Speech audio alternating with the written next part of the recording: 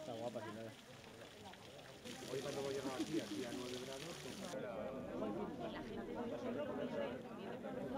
Las comarcas prestan una serie de servicios que desde un ayuntamiento solo sería muy complicado el poderlos ofrecer en condiciones de calidad y con garantías para los ciudadanos. Y desde ese punto de vista yo creo que las comarcas juegan un papel muy importante.